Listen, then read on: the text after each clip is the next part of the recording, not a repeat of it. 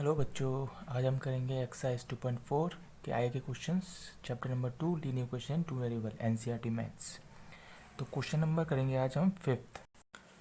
Question fifth है कि Sobo's mother's present age is 6 times Sobo's present as.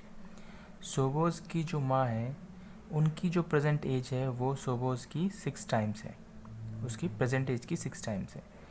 Sobo's age is 5 years from now will 1/3 of his mother's present age।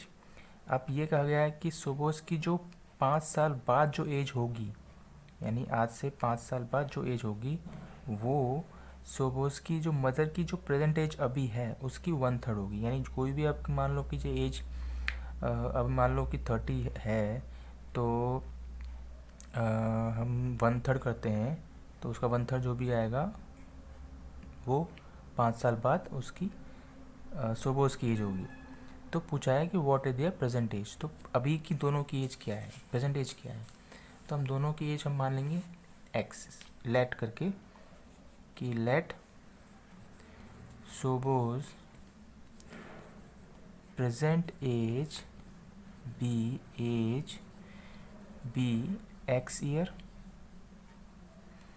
और सोबोस की जो mother की as होगी present as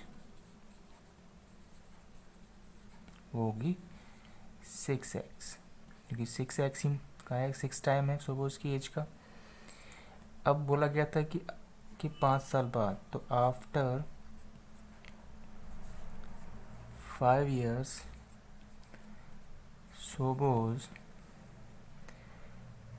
as will be कितनी हो जाएगी x+5।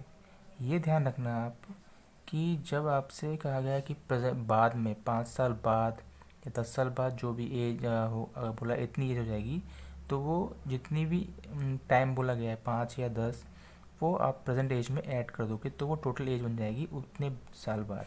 तो ये जो x+5 है वो 5 साल बाद की एज है सोबोस की। ठीक है।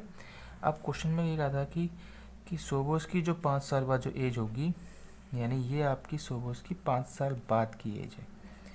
ठीक है। हम इक्वेशन अब फॉर्म कर रहे हैं कि जो एज है वो बराबर होगी, किसके बराबर होगी, उसकी मदर की प्रेजेंट एज का अगर हम 1/3 कर देते हैं, यानी हम मदर की एज इतनी है प्रेजेंट एज, अगर हम उसकी 1/3 कर दें तो वो उसकी 5 साल बाद की एज होगी। तो ये आपकी इक्वेशन बनती है। ठीक है ना। इसे हम सॉल्व करते हैं। x+5 इज इक्वल टू, क्योंकि ये कैंसिल हो जाएंगे, 3 से कैंसिल हो जाएगा तो हम इसे काट देते हैं तो 2x आता है आपके पास। ठीक है। 2x into 1 2x। अब x की वैल्यू एक तरफ कर लेते हैं क्योंकि यहाँ पर प्लस का 2x था, माइनस हो जाएगा, और इधर आपका प्लस का 5 है तो इधर कितना हो जाएगा माइनस का 5।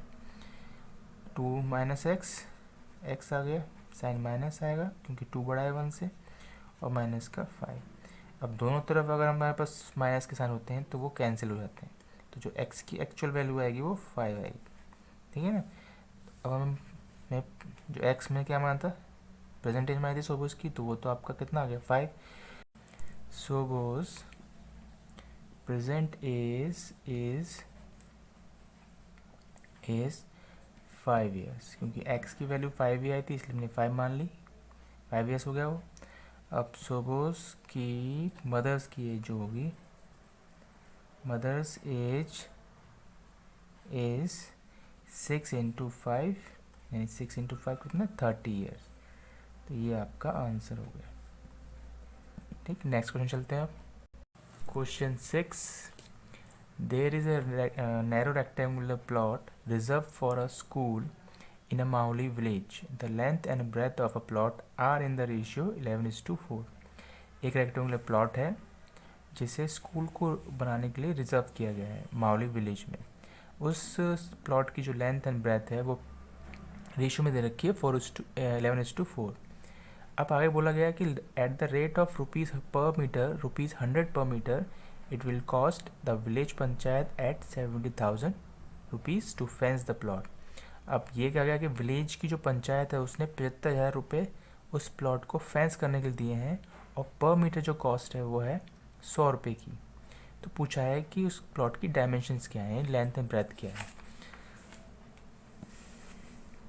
तो हम लेते हैं let length and breadth of plot be 11x and 4x, क्योंकि 11 और 4 क्या है, रेशियो में है लेंथ ब्रेथ रेस्पेक्टिवली।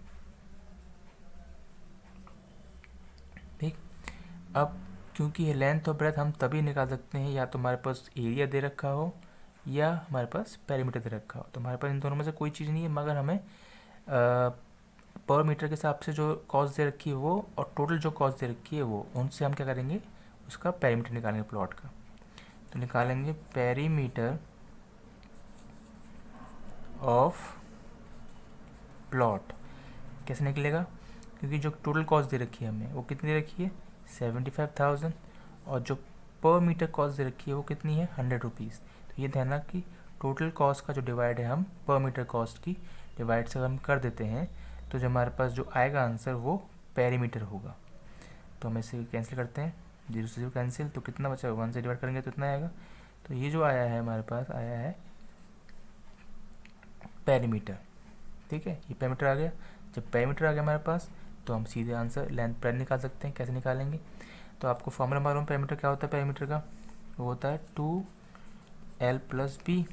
ये हो गया पेरीमीटर ऑफ प्लॉट, और जो मैं निकाला है कितना दे रखा है वो 750 दे रखा है।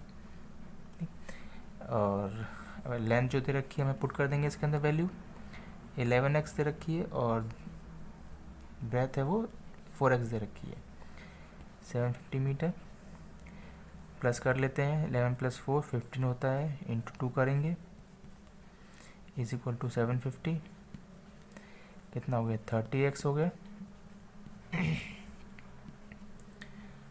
x के साथ 30 मल्टीप्लाई में है तो हम इसे क्या करेंगे, डिवाइड में ले जाएंगे, 0 से 0 कैंसिल, 3 से कैंसिल, 3 × 2 = 6, 3 × 15। तो x की जो आपकी वैल्यू आई है वो 25 मीटर आई है। तो ये तो x आ गया। अब हमें निकालना है लेंथ। हमने लेंथ की क्या मानी थी, लेंथ माना था हमने 11x, तो 11 × x यानी 25 कितना आता है, 11 10 to 50 होता है, 1 to 50 to 50 2 कितना हो गया 10 to 50 और 25 275 मीटर। और जो ब्रेथ है हो जाएगी 4 × 25 यानी 100। तो ये आपके आंसर्स आ गए। ठीक है, लेंथ आपकी प्लॉट कितनी आ गई 275 सेंटीमीटर आ गई 2 मीटर, और ब्रेथ आ गई आपके पास 100 मीटर।